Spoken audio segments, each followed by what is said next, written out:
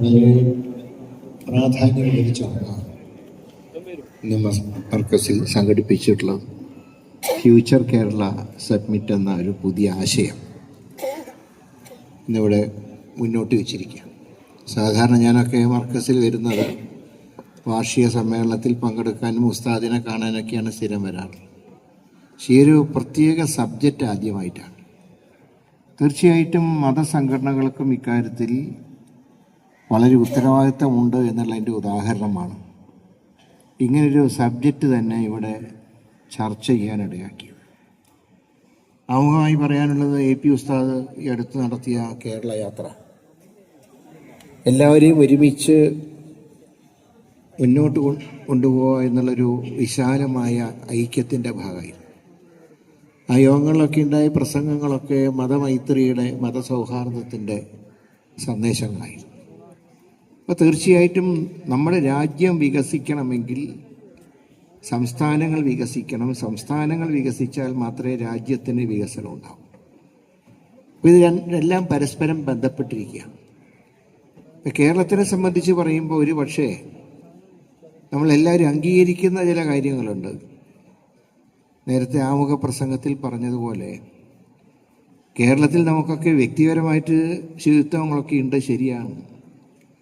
2-3 നേരം കുളിക്കുന്നവരാണ് നമ്മളിൽ മഹാഭൂരിപക്ഷം ആളുകൾ. ഒരു ദിവസം കുളിക്കാത്തവരുടെ സംഖ്യ കേരളത്തിൽ ഇല്ലയെന്ന് തന്നെ പറയാം. പക്ഷേ സമൂഹത്തിലെ ശുചിത്വം ഉണ്ടോ നമുക്ക്? എന്തുകൊണ്ടാണ് കേരളത്തിൽ ഇത്രയധികം ക്യാൻസർ രോഗം പടരാൻ കാരണം? അതുപോലെ തന്നെ കിഡ്നി തകരാറ് എന്തുകൊണ്ട് സംഭവിക്കുന്നു? ഇതിൻ്റെയൊക്കെ ഒരു മുഖ്യമായ കാരണം വിദഗ്ധരായിട്ടുള്ള ആളുകൾ പറയുന്നത് ഈ നമ്മുടെ സമൂഹത്തിലെ മാലിന്യങ്ങൾ, ആ മാലിന്യങ്ങളിൽ നിന്ന് നാം ശ്വസിക്കുന്ന ദുർഗന്ധം, ഇത് പലപ്പോഴും നമ്മുടെ ശാരീരികമായിട്ടുള്ള അവസ്ഥയെ ബാധിക്കുന്നുണ്ട്. ഇവ തന്നെ ഒരു ശുചിത്വത്തിൻ്റെ കാര്യം പറയുമ്പോൾ നമ്മുടെ സംസ്ഥാനം ഇന്ന് നേരിടുന്ന, ഞാനൊരു 10-20 വർഷം ജനപ്രതിനിധി എന്നുള്ള എൻ്റെ അനുഭവത്തിൽ പറയാം, നമ്മുടെ കേരളത്തിൻ്റെ ഏറ്റവും വലിയൊരു തകരാറെന്ന് പറയുന്നത് മാലിന്യം ഫലപ്രദമായി സംസ്കരിക്കാനുള്ള സംവിധാനങ്ങൾ ഒരുക്കുന്നതിലുള്ള പ്രയാസമാണ്. അത് ഏതെങ്കിലും ഭരിക്കുന്നവരുടെ കുഴപ്പം കൊണ്ടല്ല. ഒരു തുറസായ സ്ഥലത്ത് ഒരു മാലിന്യ സംസ്കരണ യൂണിറ്റ് സ്ഥാപിച്ചാൽ അത് സ്ഥാപിക്കുന്നതിന് മുമ്പ് തന്നെ അതിനെതിരായി നടക്കുന്ന സമരങ്ങൾ, എല്ലാത്തിനും രാഷ്ട്രീയക്കാരെ പറഞ്ഞിട്ട് കാര്യമില്ല. ഇങ്ങനെയുള്ള സമരങ്ങൾ അധികം നടത്തുന്ന അരാഷ്ട്രീയക്കാരാണ്. ഓരോ സംഘടനകളെന്ന് പറഞ്ഞ് മുന്നോട്ട് വരികയാണ്. അങ്ങനെ ആ പ്ലാന്റ് നടപ്പാക്കാൻ കഴിയാതെ വരുമ്പോൾ പരിസരങ്ങളിലെല്ലാം മാലിന്യം കുമിഞ്ഞുകൂടുകയാണ്. ഈ മാലിന്യത്തിൽ നിന്ന് ശ്വസിക്കുന്ന ദുർഗന്ധം നമ്മളെയൊക്കെ രോഗികളാക്കി മാറ്റുകയാണ്. എത്ര നമ്മൾ നല്ല രീതിയിൽ ജീവിച്ചാലും ശരി, നമുക്കൊക്കെ ഏറ്റവും പരിചയമുള്ള ചില ആൾക്കാർക്ക് പെട്ടെന്ന് രോഗം കണ്ടുപിടിക്കുന്നു, അതിനേക്കാൾ വേഗത്തിൽ ആ വ്യക്തികൾ മരിക്കുന്നു, നമ്മൾ അത്ഭുതം തോന്നിപ്പോകും.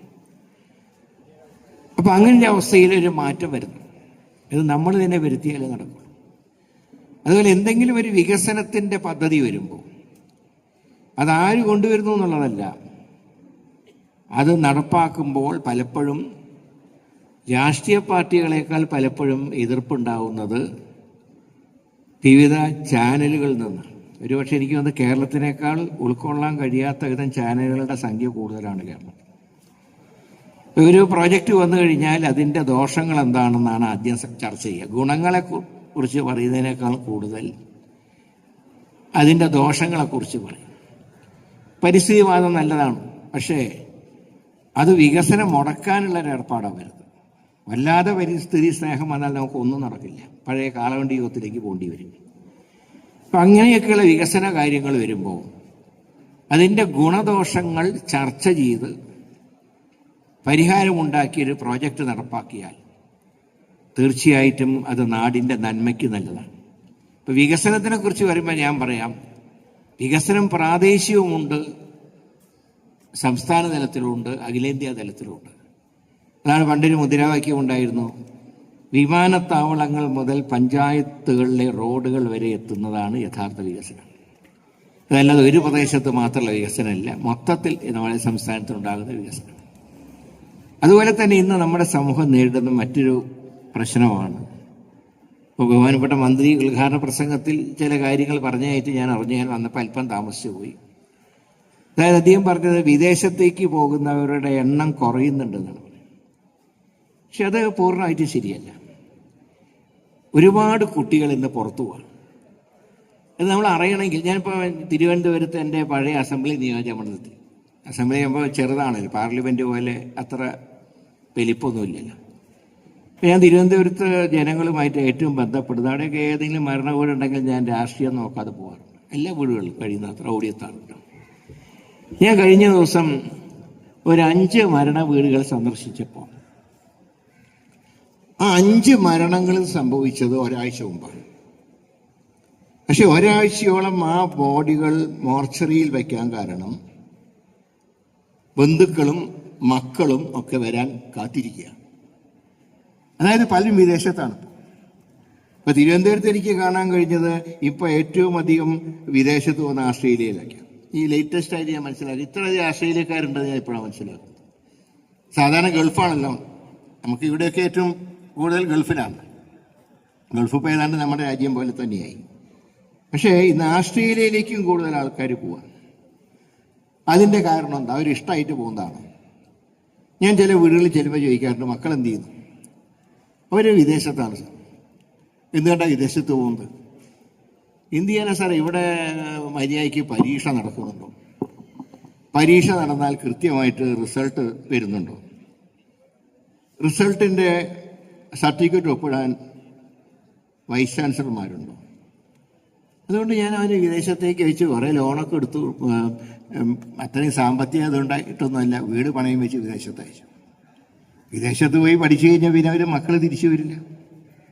ഇപ്പോൾ നേരത്തെ ശ്രീ ശ്രീധരൻപിള്ള പറഞ്ഞ പോലെ പല വീടുകളും പൂട്ടിക്കിടക്കുക, വീടുകളൊക്കെ ഉണ്ട്, പല വീട്ടിലും ആരുമില്ല. മാതാപിതാക്കൾ മാത്രം താമസിക്കുന്ന വീടുകളുണ്ട്. അത് കഴിഞ്ഞ് 2-ൽ 1 മരിക്കുമ്പോൾ അവശേഷിക്കുന്ന ആരാണോ അവർ ഓൾഡ് ഏജ് ഹോമിലേക്ക് പോവാം. ഇപ്പോൾ അതൊരു ഫാഷനായിട്ടുണ്ട്. നമ്മുടെ സമൂഹത്തിൽ ഒരിക്കലും നമ്മൾ പ്രതീക്ഷിക്കാത്തൊരു ഡെവലപ്മെൻ്റാണ് ഓൾഡ് ഏജ് ഹോമുകളുടെ സംഖ്യ കേരളത്തിൽ വർദ്ധിച്ചു വരിക. ജനപ്രതിനിധികളായി പ്രവർത്തിച്ചവർ പോലും ഇപ്പോൾ പത്തനാപുരത്ത് ഗാന്ധി സദൻ ഫേമസ് ആണ്. അവിടെ ചെന്ന് നോക്കിയാൽ നിങ്ങൾക്ക് കേരള നിയമസഭയിലൊക്കെ അംഗങ്ങളായിരുന്നവരെ പോലും നിങ്ങൾക്ക് അവിടെ കാണാം. അവരെല്ലാം മക്കളൊക്കെ അവരുടെ വഴിക്ക് പോയി അവർ അവിടെ സ്വസ്ഥമായിട്ട് ജീവിതം നയിക്കുക. ഞാൻ ദിവസം തിരുവനന്തപുരത്ത് MLA കോട്ടസിൽ MLA ഇരിക്കുമ്പോൾ എൻ്റെ മുറിയിലിരിക്കുമ്പോൾ ഒരു 10-65 വയസ്സുള്ള ഒരാൾ എന്നെ കാണാൻ വന്നു. ചുറ്റും എനിക്ക് അന്ന് വിസിറ്റേഴ്സ് കുറച്ച് കൂടുതലുള്ള ദിവസമായിരുന്നു. ഇത് എനിക്കൊരു കുറിപ്പ്, ആ കുറിപ്പിൽ പറഞ്ഞത് എനിക്ക് ഗാന്ധി സദനത്തിലേക്ക് പോകാൻ വേണ്ടി അങ്ങയുടെ ഒരു കത്ത് വേണം. അപ്പം ഞാൻ വേഗം കത്ത് തയ്യാറാക്കി കൊടുത്തപ്പോൾ ചുറ്റും ആളുള്ളതുകൊണ്ട് ഞാൻ അദ്ദേഹം അറിയാം, അപ്പോൾ അധികം കുറിപ്പ് തരാൻ കാരണം അത് മറ്റുള്ളവർ അറിയരുത് എന്നുള്ള ഉദ്ദേശം കൊണ്ടാണ്. അപ്പം ഞാൻ ചോദിച്ചു, എന്ത് പറ്റിയത്? അദ്ദേഹം പറഞ്ഞൊരു മറുപടി, ഇറക്കി വിടുന്നതിന് മുമ്പ് സ്വയം പിന്മാറാം എന്ന് തീരുമാനിച്ചു. എൻ്റെ ചോദ്യവും അദ്ദേഹത്തിൻ്റെ ഉത്തരവും 1-2 സെൻറ്റൻസിൽ ഒതുങ്ങിയെങ്കിലും ആ പങ്കുവച്ച കാര്യം എന്തുമാത്രം ഹൃദയവേദനയോട് കൂടിയിട്ടായിരിക്കും അദ്ദേഹം പറഞ്ഞത്. ഇതിനെല്ലാം പുറമെ ഇന്ന് നമ്മുടെ നാടിൻ്റെ വിപത്ത് എന്താണെന്ന് ചോദിച്ചാൽ മദ്യത്തിനേക്കാൾ മാരകമായ മയക്കുമരുന്നുകളുടെ സ്വാധീനം. അതാണ് TV തുറന്നാൽ മക്കൾ മാതാപിതാക്കളെ കൊന്നു, മാതാപിതാക്കൾ മക്കളെ കൊന്നു, സ്വന്തം സുഖത്തിന് അമ്മ മകനെ പുഴയിലെറിഞ്ഞു കൊന്നു. ഇങ്ങനെയുള്ള മനുഷ്യൻ ചെയ്യാൻ, മൃഗങ്ങൾ ചെയ്യാൻ അറയ്ക്കുന്ന കാര്യങ്ങൾ ഇന്ന് മനുഷ്യൻ ചെയ്യാം. ഞാൻ മിനിഞ്ഞാന്ന് തിരുവനന്തപുരത്തൊരു ചടങ്ങിൽ പങ്കെടുത്തു. ആ ചടങ്ങെന്ന് പറയുന്നത് മാതാപിതാക്കൾ, ഏകമകൻ രോഗം വന്ന് മരണപ്പെട്ടു. മകൻ മരിച്ച് കൃത്യം 1 വർഷം കഴിഞ്ഞപ്പോൾ ആ മാതാപിതാക്കൾ മകൻ്റെ ആത്മാവിൻ്റെ നിത്യശാന്തിക്ക് പ്രാർത്ഥിക്കാനെന്ന് പറഞ്ഞ് അവിടം വിട്ടുപോയി. പിന്നീട് കാണുന്നത് തിരുവനന്തപുരത്തിനടുത്ത അരുവിക്കരയിൽ ആ 2 പേരും മകൻ അവസാനം ധരിച്ച ബെൽറ്റ് പരസ്പരം ചേർത്ത് കെട്ടി അവിടെ പുഴയിൽ ചാടി മരിച്ച വാർത്തയാണ്. മരിക്കുമ്പോൾ എഴുതി വെച്ചു, ഞങ്ങളുടെ സ്വത്ത് നാടിന് പ്രയോജനപ്പെടുത്തുന്ന രീതിയിൽ നൽകണം, ഇന്ന് എന്ന കാര്യങ്ങൾ ചെയ്ത് വയ്ക്കണം, ഇന്ന ട്രസ്റ്റ് രൂപീകരിക്കണം. അതിൻ്റെ 2ാം വാർഷികമായിരുന്നു മിനിഞ്ഞാന്ന്. ഞാൻ പറഞ്ഞു, ഇങ്ങനെയുള്ള മനുഷ്യനെ കൊല്ലുന്ന കാലത്ത് ഏക മകൻ നഷ്ടപ്പെട്ട ദുഃഖത്തിൽ മാതാപിതാക്കൾ ആത്മഹത്യ ചെയ്തു എന്ന് പറയുമ്പോൾ അത് സ്നേഹത്തിൻ്റെ ഒരു തുരുത്ത് നമുക്ക് അവിടെ കാണാൻ കഴിയുന്നുണ്ട്. പക്ഷെ എന്തുകൊണ്ടാണ് ഇങ്ങനെ ഈ മക്കളെ കൊല്ലലും മാതാപിതാക്കളെ കൊല്ലലിൻ്റെ ഒക്കെ കാരണം? ഇതെല്ലാം അന്വേഷിച്ചാൽ കാണാം മയക്കുമരുന്നിൻ്റെ സ്വാധീനമാണ്. തിരുവനന്തപുരത്തെ ഒരു കൊലപാതകത്തിനെ കുറിച്ച് സിനിമ എടുക്കാൻ പോകുന്ന വാർത്തയുണ്ടല്ലോ, അതും ലഹരിയാണ്. സ്വന്തം സഹോദരനെ അവരിഷ്ടപ്പെട്ട ഭക്ഷണം വാങ്ങി അവൻ കഴിച്ചുകൊണ്ടിരിക്കുമ്പോഴാണ് ചുറ്റിക്കൊണ്ട് അടിച്ചു കൊല്ലുന്നത്. ഇത് നമ്മുടെ സമൂഹത്തിൽ മയക്കുമരുന്നുകളുടെ സ്വാധീനം വർദ്ധിച്ചു വരികയാണ്. നമ്മുടെ എത്ര പുരോഗതി ഉണ്ടെങ്കിലും, എത്ര മക്കൾ പഠിച്ച് മിടുക്കരായാലും ഇതിൻ്റെയൊക്കെ സ്വാധീനം നമ്മുടെ സമൂഹത്തിനെ ക്യാൻസറിനേക്കാൾ മാരകമായി ഇത് ബാധിക്കുകയാണ്. ഇവിടെയൊക്കെ തീർച്ചയായിട്ടും ഭരണകർത്താക്കൾ ആരാണോ, ഇന്ന പാർട്ടി എന്നൊന്നും പറയേണ്ട കാര്യമില്ല, ഭരണകർത്താക്കൾ ആരാണോ ഇതൊക്കെ കർശനമായി നമുക്ക് നിയന്ത്രിക്കാൻ കഴിഞ്ഞില്ലെങ്കിൽ, അല്ലാതെ നമ്മൾ ഈ സെമിനാറും സിമ്പോസിയം നടത്തിയിട്ടൊന്നും കാര്യമില്ല. പ്രതിജ്ഞ എടുക്കലും വലിയ പ്രയോജനമൊന്നുമില്ല. കാരണം ഞാനിരിക്കും ഇവിടെ വടകര MP ആയിരുന്നപ്പോൾ ഇതുപോലെ മദ്യത്തിന് മയക്കുമരുന്നിനെതിരായിട്ട് ജാഥയൊക്കെ നടത്തി ഒരു പ്രതിജ്ഞ ചൊല്ലാൻ പറഞ്ഞു. ഞാൻ പറഞ്ഞു, ഞാൻ ചൊല്ലിത്തരാം. ഞാൻ പ്രതിജ്ഞ ചൊല്ലി കൊടുക്കുമ്പോൾ ഞാൻ മുമ്പിലേക്ക് നോക്കിയപ്പോൾ വൈകുന്നേരം 6 മണി കഴിഞ്ഞാൽ സ്ഥിരം ഷാപ്പിൽ പോകുന്ന ചില വിദ്വാന്മാരും മുമ്പിൽ നിന്ന് ഇങ്ങനെ കൈ പൊക്കി പ്രതിജ്ഞ എടുക്കുന്നത് ഞാൻ ചൊല്ലി കൊടുത്തിട്ട് വല്ല കാര്യമാണ്. എനിക്ക് സത്യത്തിൽ നാണക്കേട് പോയി. അപ്പോൾ ഈ പ്രതിജ്ഞയിൽ വലിയ കാര്യമൊന്നുമില്ല, അതിപ്പോൾ എല്ലാവരും നടത്തുന്നുണ്ട്. പ്രതിജ്ഞയല്ല ആവശ്യം, പ്രതിജ്ഞ ഇല്ല വേണ്ടെന്നല്ല ഞാൻ പറയുന്നത്. പക്ഷെ ഇതുപോലുള്ള മാരകമായിട്ടുള്ള ഈ ലഹരിയെ നിയന്ത്രിക്കാൻ നമുക്ക് കഴിഞ്ഞില്ലെങ്കിൽ നമ്മൾ എന്തൊക്കെ കാര്യം ചെയ്താലും എന്തൊക്കെ വികസനം ഉണ്ടെങ്കിലും ഇതൊന്നും നമുക്കൊരിക്കലും ഗുണകരമാവില്ല. ഇപ്പം ഏതായാലും ഉള്ളു തുറന്നൊരു ചർച്ച നടത്താനും വിവിധ ആശയങ്ങളുള്ളവരെ ഒരേ വേദിയിൽ വിളിച്ചിരുത്തി കേരളത്തിൻ്റെ പ്രശ്നങ്ങൾക്ക് ശാശ്വത പരിഹാരം ഉണ്ടാക്കാനും AP ഉസ്താദിൻ്റെ നേതൃത്വത്തിൽ നടത്തുന്ന ശ്രമങ്ങളെ ഞാൻ ആത്മാർത്ഥമായി അഭിനന്ദിക്കുന്നു. തീർച്ചയായിട്ടും ഫ്യൂച്ചർ കേരള സബ്മിറ്റ് നമ്മുടെ കേരളത്തിൻ്റെ നന്മയ്ക്ക് ഉതകട്ടെ എന്ന് മാത്രം ആശംസിച്ചുകൊണ്ട് ഇങ്ങനൊരു ചടങ്ങിൽ സംബന്ധിക്കാൻ കഴിഞ്ഞുള്ള സന്തോഷം ഒരിക്കൽ കൂടെ രേഖപ്പെടുത്തിക്കൊണ്ട് ഞാൻ എളിയ വാക്കുകൾ അവസാനിപ്പിക്കുന്നു. എല്ലാവർക്കും എൻ്റെ വിനീതമായിട്ടുള്ള നമസ്കാരം.